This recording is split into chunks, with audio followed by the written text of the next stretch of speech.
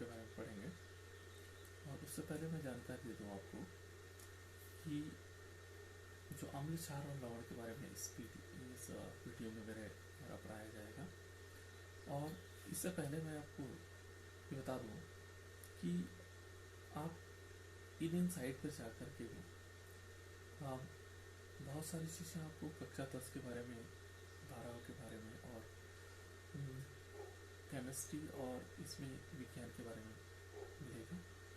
मेरे जो एक ब्लॉग स्पॉट है शंकर भट्ट सर blogspot.com और टेलीग्राम शंकर सर के नाम से है टेलीग्राम। और तीसरा एजुकेशन पोर्टल uk.gov.in पर भी आपको उपलब्ध हो जाएगा। मेरा यूट्यूब चैनल है शंकर सर के नाम से, इस पर भी जाकर के आप इन चीज़ों को देख सकते हैं। आज का जो हमारा चैप्टर है वो है अम्ल, क्षार और लवण। पहले हम अम्ल के बारे में जानना चाहेंगे। अम्लों का साधारणतः इनका परीक्षण किया जा सकता है, ये स्वाद में खट्टे होते हैं, ठीक है ना। तो हम कह सकते हैं कि अम्लों का स्वाद खट्टा होता है और यह नीले लिटमस को लाल कर देता है, नीले लिटमस को लाल कर देता है। और यदि हम इसको साधारण तौर पर याद रखने के लिए अनि भी लिख सकते हैं, अनि, आ और नी, अनि, हमने अनि कर दिया। अनि का मतलब ये हो गया अम्ल नीले लिटमस को लाल कर देंगे। यहाँ पर जो इसके उदाहरण हैं, एक है हाइड्रोक्लोरिकम। हाइड्रोक्लोरिकम एक अम्ल का उदाहरण है, ये स्वाद में खट्टा होता है, ठीक है ना। और इनकी विशेषताएं ये होती हैं कि जो H+ आयन देते हैं, यानी कि क्या करते हैं, जब इनका जलीय विलयन होता है तो जलीय विलयन में H+ आयन देते हैं, यानी कि H+ आयन देगा और Cl- आयन होगा। यहाँ पर भी सेम सल्फ्यूरिकम H2SO4, ये भी एक प्रकार का अम्ल है और ये भी क्या करता है, जल में H+ आयन देता है। इसके अलावा SNO3 नाइट्रिकम, इसे भी हम क्या कह सकते हैं, ये भी एक अम्ल का उदाहरण है। इसके अलावा एसिटिक अम्ल भी है जिसका हम उपयोग सिरका के रूप में करते हैं। सिरका के रूप में इसका 5% यदि हम विलयन लेंगे तो वो सिरका के रूप में हम इसका प्रयोग कर सकते हैं। इसके आगे देखते हैं क्षारक क्या होता है। क्षारक इस स्वाद में कसैले होता है, ठीक है ना। और यहाँ लाल लिटमस को क्या कर देता है, नीला कर देता है। बिल्कुल एकदम विपरीत है, लाल लिटमस को नीला कर देता है, ठीक है ना। इसे हम कह सकते हैं ये क्या है, क्षारक है। क्षारक का उदाहरण है हमारे पास सोडियम हाइड्रोक्साइड है और कैल्शियम हाइड्रोक्साइड है और मैग्नीशियम हाइड्रोक्साइड है। ये मैग्नीशियम हाइड्रोक्साइड, इसको मिल्क ऑफ मैग्नीशिया के नाम से भी जाना जाता है। इसको क्या कह सकते हैं, मिल्क ऑफ मैग्नीशिया। ये मिल्क ऑफ मैग्नीशिया के नाम से भी जाना जाता है। ये सारे के साथ क्षार पहचाने जाते हैं। अभी हम साधारण तौर पर, क्योंकि छोटी क्लास में है, इसलिए जिनमें OH आयन होंगे उनको हम क्या कहेंगे, क्षार कहेंगे। बड़ी क्लासों में आगे जाकर के क्षार की परिभाषाएं भी थोड़ा परिवर्तित हो जाती हैं, जैसे लुईस क्षार, लुईस अम्ल, ठीक है ना। तो इस प्रकार की परिभाषाएं, लेकिन अभी हम साधारण तौर पर जिनमें OH आयन होंगे वो हमारे पास क्या होंगे, क्षारक कहलाएंगे। नेक्स्ट है, यदि हम देखें लिटमस पेपर के बारे में जाने तो लिटमस क्या होता है। लिटमस क्या होता है, लिटमस क्या है, विलयन बैंगनी रंग का रंजक होता है, ठीक है ना। लिटमस विलयन बैंगनी रंग का क्या होता है, एक रंजक होता है जो थैलोफाइटा समूह से, लाइकेन से जो है इनको निकाला जाता है। जो थैलोफाइटा समूह के लाइकेन होते हैं उनसे इनको निकाला जाता है। ये प्राय सूचक की तरह काम करते हैं, सूचक के रूप में ये काम करते हैं, ठीक। और इनका उपयोग ही इसलिए अधिकांश सूचक के रूप में किया जाता है, ठीक है ना। विलयन देखो, लिटमस विलयन जब न तो अम्लीय होता है और न क्षारीय होता है, ऐसी दशा में जब ये न अम्लीय है और न क्षारीय है, लिटमस विलयन न तो अम्लीय होता है न क्षारीय होता है, तब इसका रंग क्या होता है, तब इसका रंग बैंगनी रंग का होता है।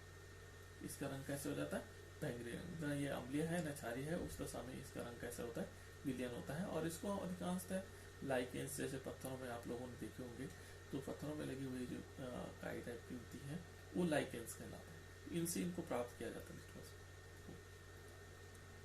नेक्स्ट है सूचक। सूचक क्या होता है, तो सूचक वो पदार्थ होते हैं जो अम्लीय माध्यम और क्षारीय माध्यम में अलग अलग रंग देते हैं। यदि हमने अम्ल को लिया तो उसका रंग अलग हो जाता है, और यदि क्षार में लिया तो उसका रंग अलग हो जाता है। तो इससे हम पहचान भी सकते हैं कि ये अम्ल है और ये क्षार है, यदि हम उनको पहचानने के लिए इस सूचना देता है हमें कि ये अम्ल है और ये क्षार है, ठीक है ना। इसका उदाहरण के तौर पर यदि हम देखेंगे, ये दो प्रकार के होते हैं, एक प्राकृतिक सूचक होते हैं और एक संश्लेषित सूचक होते हैं, नेचुरल इंडिकेटर और सिंथेटिक इंडिकेटर। तो नेचुरल इंडिकेटर हम हल्दी का उपयोग करते हैं। हल्दी भी क्या है, नेचुरल इंडिकेटर के रूप में आता है, प्राकृतिक सूचक के रूप में। लाल पत्ता गोभी, इसका ये भी क्या है, एक प्रकार का कौन सा ये है, ये भी हमारे पास प्राकृतिक सूचक है। हाइड्रेंजिया, ये भी क्या है, प्राकृतिक सूचक है। पेटोनिया, ये भी प्राकृतिक सूचक है। जेरानियम, ये प्राकृतिक सूचक के उदाहरण है जो प्रकृति में पाए जाते हैं। यदि दूसरा देखें इसमें, वो है सिंथेटिक या संश्लेषित सूचक। संश्लेषित सूचक इनको लैबोरेटरीज में बनाया जाता है, जैसे मेथिल ऑरेंज हो गया और फिनोप्थलीन हो गया। ये बेसिकली दो बहुत महत्वपूर्ण संश्लेषित सूचक हैं जिनको क्या किया गया, सिंथेसाइज किया गया है लैबोरेटरीज में। इसलिए हमारे पास सूचक हो गए, सूचक के दो प्रकार हो गए, एक प्राकृतिक सूचक और दूसरा संश्लेषित सूचक। उसके बाद एक और है गंधीय सूचक। ये बहुत महत्वपूर्ण भी है। गंधीय सूचक क्या है, कुछ ऐसे पदार्थ होते हैं जिनकी गंध अम्लीय और क्षारीय माध्यम में अलग अलग होती है या बदल जाती है। अम्लीय माध्यम में अलग गंध होगी और क्षारीय माध्यम में अलग गंध होगी। तो ये गंध के आधार पर इनको गंधीय सूचक कहा जाता है, ठीक है। तो जैसे हमने किसी या प्याज को हमने छोटे छोटे पीस किए और उसको अम्ल में डाला तो उसकी गंध अलग हो जाएगी, लेकिन जब उसको हम क्षार में डालते हैं तो उसकी गंध क्या हो जाती है, अलग हो जाती है। तो ये क्या हो गया, प्याज क्या हो गया, एक प्रकार का गंधीय सूचक हो गया। यानी कि इनकी गंध क्या हो जाती है, बदल जाती है, अम्लीय माध्यम में अलग हो जाती है और क्षारीय माध्यम में अलग हो जाती है। तो ऐसे पदार्थ जिनकी गंध क्या होती है, अम्लीय माध्यम में अलग और क्षारीय माध्यम में अलग होती है, तो इनको हम क्या कहते हैं, गंधीय सूचक कहते हैं। जैसे वेनिला है, तो वेनिला क्या है, एक प्रकार गंधीय सूचक है। इसको यदि हम देखें तो अम्ल में इसकी गंध अलग होगी और क्षार में अलग होगी, ठीक है ना। प्याज भी क्या होता है, अम्ल में यदि इसकी गंध होगी तो अलग होगी। तो गंध के आधार पर हम उनको पहचान सकते हैं। लौंग का तेल हो गया, ठीक है। ये सारे क्या है, एग्जाम्पल हमारे पास किसके हैं, गंधीय सूचक के। दूसरा है लवण। लवण किसे कहेंगे, तो लवण यदि हम देखें तो लवण क्या है, ठीक है। तो लवण होते हैं अम्ल के अपशिष्ट के साथ मिलकर, जो अम्ल का अपशिष्ट होता है यदि हम उसके साथ क्या करेंगे, एक धातु यौगिक बनता है, ठीक है ना, मिलकर के धातु यौगिक बनता है जिसे हम लवण कहते हैं, ठीक है ना। यहाँ पर क्या होंगे, अम्ल के जो अपशिष्ट है जैसे HCl, ठीक है ना, माना हमने HCl लिया है ना, और इसके साथ अवशिष्ट एक HCl लिया, एक NaOH लिया, सोडियम हाइड्रोक्साइड लिया, तो सोडियम हाइड्रोक्साइड के साथ मिलकर के ये क्या बना देते हैं, लवण बना देते हैं, ठीक है। लवण बनता है, इनके साथ ये दोनों मिलकर क्या बना देंगे, सॉरी NaCl नो NaCl, यहाँ पर हम क्या ले लेंगे, NaOH, सोडियम हाइड्रोक्साइड, है ना, क्षार। और यदि हम इसमें देखेंगे तो ये क्षार के साथ लेकर के ये क्या बना देगा, NaCl बना देगा, सोडियम क्लोराइड। क्या बन जाएगा, सोडियम क्लोराइड। ये हमारे पास क्या हो गया, लवण हो गया, इसको हम लवण कहते हैं, ये हमारे पास लवण है। तो इसे अब अम्ल और क्षारक की क्या कर सकते हैं, हम धातु के साथ अभिक्रिया करवा सकते हैं। अम्ल के साथ क्या अभिक्रिया देगा और क्षार के साथ क्या अभिक्रिया देगा। ये बहुत महत्वपूर्ण भी है। अम्ल और क्षार की जब हम धातु के साथ अभिक्रिया करवाते हैं तो इसमें एक तो लवण बनता है और साथ साथ में हाइड्रोजन गैस इसमें उत्सर्जित होती है, ठीक है। तो हमने क्या कहा, जब अम्ल और क्षार के साथ हम क्या करवाएंगे, धातु की अभिक्रिया करवाएंगे। जैसे यहाँ पर देखें तो ये Zn क्या है, एक धातु है, HCl क्या है, अम्ल है। तो यदि हम देखेंगे दोनों अभिकारक है, क्योंकि ये इस तीर के निशान के कहाँ है, बाईं ओर, तो दोनों अभिकारक, यानी कि हमने क्या किया, अम्ल को किस पे डाला, जिंक पर, तो क्या बनाया इन्होंने, जिंक क्लोराइड ZnCl2। ये एक प्रकार का लवण है, क्या है, एक प्रकार का लवण है। और ये क्या बना, साथ साथ में इसमें हाइड्रोजन गैस निकली, ठीक है। तो हमारे पास ये मान के चलेंगे, जब अम्ल और क्षार के साथ हम क्या करवाते हैं, अभिक्रिया करवाते हैं, तो हमेशा क्या होता है, इसमें से एक तो लवण बनता है और दूसरा हाइड्रोजन गैस इसमें से उत्सर्जित होता है। दूसरा यदि हम क्या करेंगे, ये देखो क्षार, ये है हमारे पास NaOH, सोडियम हाइड्रोक्साइड को हम क्या कहते हैं, क्षारक भी कहते हैं इसको, है ना। तो क्षारक की जब हमने क्या करवाई, जिंक के साथ अभिक्रिया करवाई, तो इसने क्या बनाया, सोडियम जिंकेट बनाया, जो एक प्रकार का लवण है, और साथ साथ में इसमें हाइड्रोजन गैस निकली। तो हम साधारणतः मान सकते हैं कि जब कोई धातु के साथ अम्ल या क्षार की अभिक्रिया करवाते हैं तो उससे क्या होता है, एक तो लवण बनता है और दूसरा हाइड्रोजन गैस उत्सर्जित होती है। नेक्स्ट इसके बाद है, देखिए धातु कार्बोनेट। पहले हम जानकर लेंगे कि धातु कार्बोनेट क्या होता है। ये धातु है जैसे सोडियम है, जिंक है, और इनके कार्बोनेट, कार्बोनेट होता है जिनमें CO3 लगा होता है, उसे कार्बोनेट। धातु हाइड्रोजन कार्बोनेट, देखो धातु भी है, हाइड्रोजन भी लगा है और कार्बोनेट भी, यानी कि सोडियम भी हो सकता है, हाइड्रोजन भी हो सकता है और कार्बोनेट भी हो सकता है। इनके साथ हमने अम्ल की अभिक्रिया करवानी।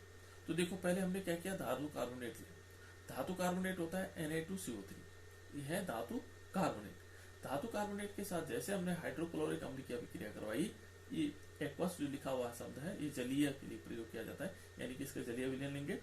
जब हमने सोडियम कार्बोनेट के साथ जल की अभिक्रिया करवाई, तो जल की अभिक्रिया करवाने पर एक तो लवण प्राप्त हुआ, दूसरा जल का अणु अलग प्राप्त हुआ और कार्बन डाइऑक्साइड भी।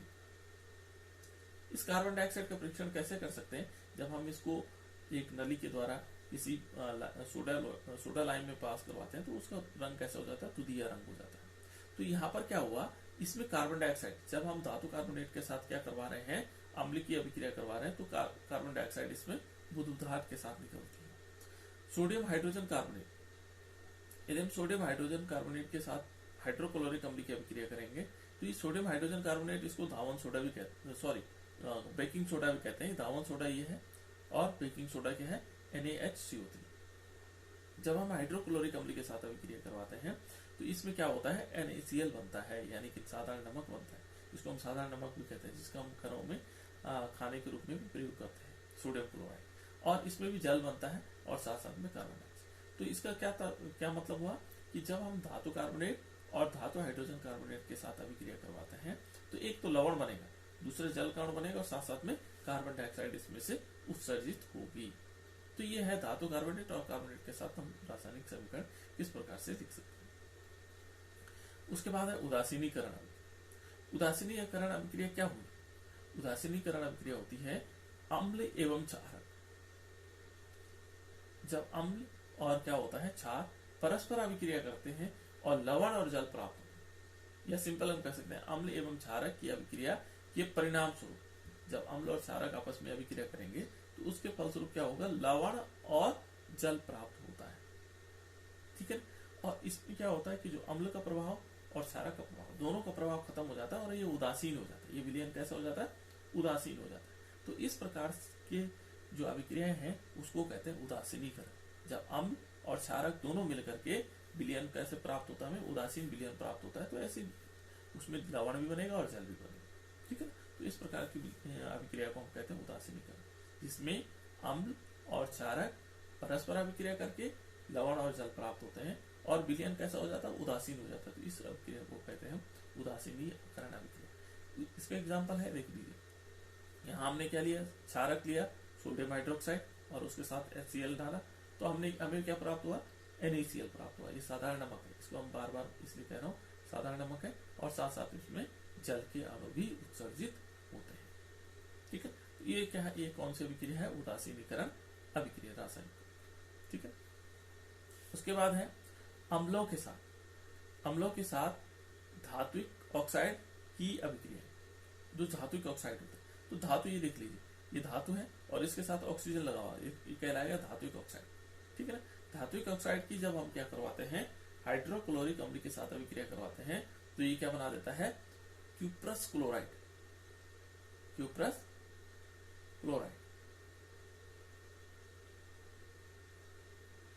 सॉरी क्यूप्रिक क्लोराइड नहीं, क्यूप्रिक क्लोराइड, और ये भी क्या हो जाएगा, क्यूप्रिक ऑक्साइड, ठीक है ना।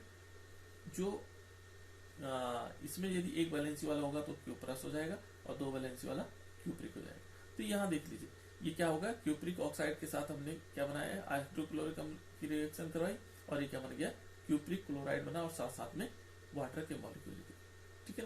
तो इसमें भी क्या हो सकता है, ये भी एक प्रकार का लवण बना और साथ साथ में वाटर मॉलिक्यूल। तो जब हम अम्लों के साथ धात्विक ऑक्साइड की अभिक्रिया करवा रहे हैं तो तब भी क्या बना, एक हमारे पास क्या बना, लवण बना और जल बना साथ साथ। नेक्स्ट यदि हम देखें, इसके बाद है क्षारकों के साथ अधात्विक ऑक्साइडों की अभिक्रिया। अधात्विक ऑक्साइड यानी कि एक अधातु है और ऑक्सीजन उससे जुड़ा हुआ हो, तो सबसे बेस्ट एग्जाम्पल हमारे पास अधातु होता है कार्बन, और उसके साथ ऑक्सीजन जुड़ा हो तो कार्बन डाइऑक्साइड। तो अधात्विक ऑक्साइड क्या हो गया, कार्बन डाइऑक्साइड, जो साधारण तौर पर हम बहुत सारी बार हम उसको जानते हैं जो हमारे प्रकृति में मिलता है, ठीक है ना। तो अधातुक ऑक्साइड देखो यहाँ पर ये है CaOH की वोल्टाइज, इसको कहते हैं कैल्शियम हाइड्रोक्साइड। CaOH की वोल्टाइज कैल्शियम, देखो इसमें देखो जहां पर कैल्शियम Ca लगा है, जहां पर भी OH होगा वो हाइड्रोक्साइड होगा, ठीक है। तो कैल्शियम हाइड्रोक्साइड, तो कैल्शियम हाइड्रोक्साइड को हम क्या कहते हैं, बुझा हुआ चूना भी कहते हैं। जब हम इसमें कार्बन डाइऑक्साइड प्रभावित करते हैं तो हमें कैल्शियम कार्बोनेट प्राप्त होता है CaCO3, और साथ साथ में इसमें क्या निकलता है, वाटर मॉलिक्यूल निकल जाते हैं, यानी कि H2O के अणु भी निकल जाते हैं। तो यहाँ पर क्या हुआ, ये हमारे पास है, इसको कहा जाता है, इसको क्या कह सकते हैं हम, इसको कहते हैं बुझा हुआ चूना, कैल्शियम हाइड्रोक्साइड भी कहते हैं। जैसे हम क्या करते हैं उसमें पानी कार्बन डाइऑक्साइड डालते हैं या प्रभावित करते हैं तो कैल्शियम कार्बोनेट का सख्त हो जाता है, इसलिए जैसे सफेदी करते समय हम क्या करते हैं, घरों में सफेदी करते हैं तो हम क्या करते हैं, इसका चूना डाल, ये बुझा हुआ चूना लगाते हैं।